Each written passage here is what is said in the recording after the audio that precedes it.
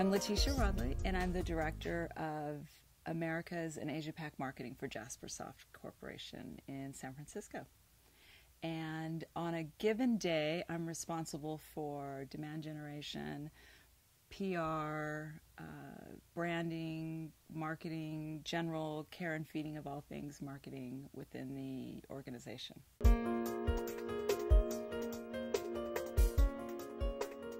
The biggest challenge I face in my position within my company and as a marketer in general is how do I go about integrating in real time all the vehicles and the channels to market that I have as a marketer to be both effective for my company in the goals that we're trying to meet, which is revenue always and customer satisfaction, and meet the challenges of my customers, which is access to us, access to the tools, access to the information in a manner that's relevant to both of us. There's so many vehicles out there. There's so many tools and channels that are out there for us to take advantage of as marketers. I think that's my biggest challenge. How do I integrate telemarketing and direct marketing and demand generation marketing and my sales force and public relations and social media and access to the web and all of these things that are going on at any given time? I have to have the metrics for and demonstrate that I'm using those things. And I think that's my biggest challenge.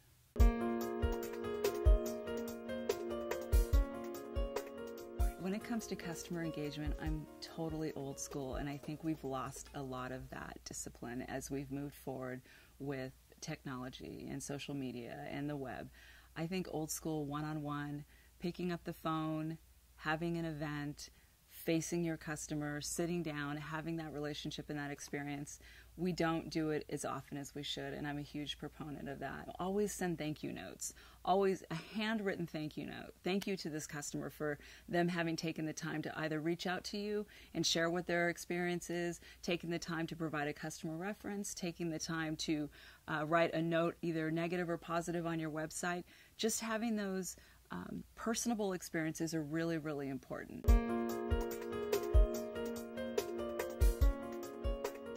First of all, social media is a huge category. What does social media mean? It's Twitter, it's Facebook, it's LinkedIn, it's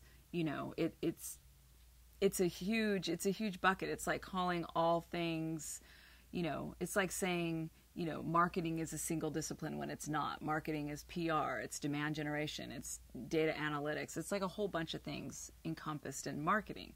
Same thing with social media. So I don't know that you can. I think social media is still in its infancy in regards to how we figure it out. It kind of reminds me of, back in the day when everything was about ASPs and, everything was ASPs and everybody had an ASP solution and nobody really knew what ASP meant. ASP meant everything to everybody and that kind of went by the wayside. Now it's called SaaS. And so, everything old is new again. Where I do find relevance is I do think it's interesting to know what's going on in my industry and where are the industry. I do care what people in my profession who have valuable insight are thinking and what they've come across as of interest. So I think social media is still, for me, it's still kind of a blur. I'm trying to sort it out. And how does it apply to corporate America? How does it apply to specifically IT marketing? I think that people who pretend they have it figured out are pretending.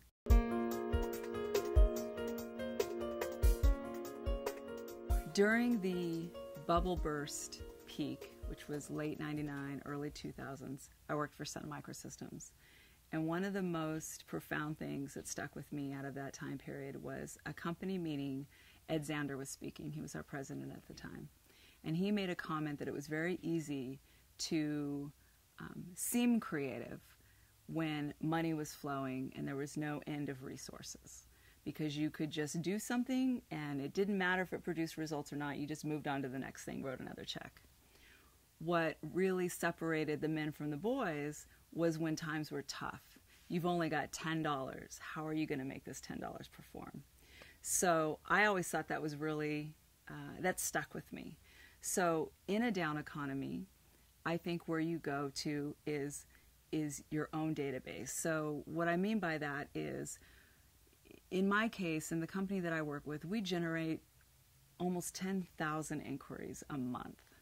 And then we go off and we are continuing to invest in generating more inquiries.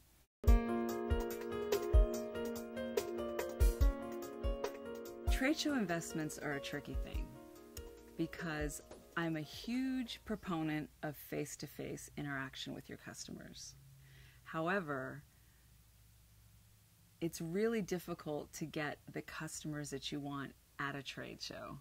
So while I'm a big fan of let's be in front of our customer, I would love to figure out the secret sauce to how do I get my customer to come to events that are very targeted on what I want to share with them versus being one of 700 different flavors that they're looking at. Because in that regard, I don't find trade shows high on return on investment. They're very resource intensive, they're cost intensive, they take valuable people out of the office, and it's almost like a dance. I remember back in the day of Comdex, it got to the point where everyone said, you know what, it's like the prom, you got to be there, but there's really no value in being there aside from just being at the dance.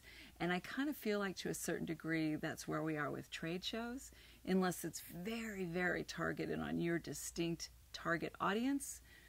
I personally don't do a ton of investing in trade shows.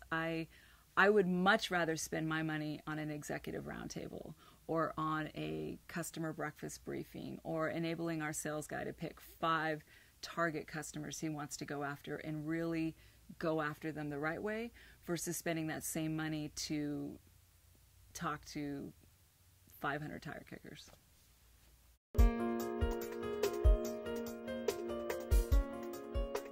The use of video in our catalog of marketing tools is somewhat unexplored still.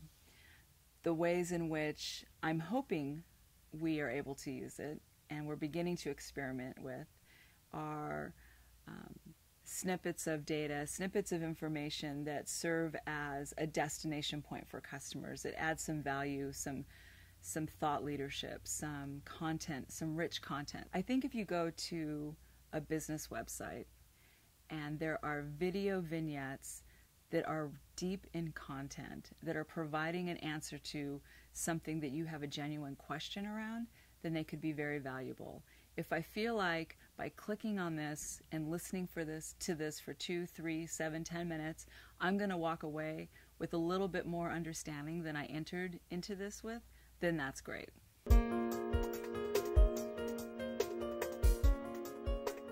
What is this financial services business leader's pain?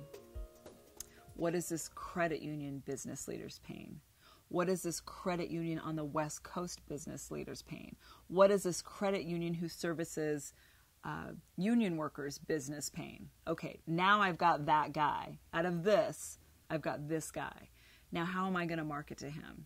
So what is my value proposition to him? That's going to require me to have some understanding of his pain, some understanding of his market, sales guys that can speak to that, professional services that can speak to that, executives that can speak to that, marketing that can speak to that. But once I go through that process, the fact that I'm speaking his language at his level is probably going to have a much higher return on investment versus him getting an email from me that is homogenized message across 50,000 people because I don't have the time and the energy and the resources to hone it down to that level. But if I were able to invest my money, that's where I would invest my money because I think it's a much more powerful return on investment.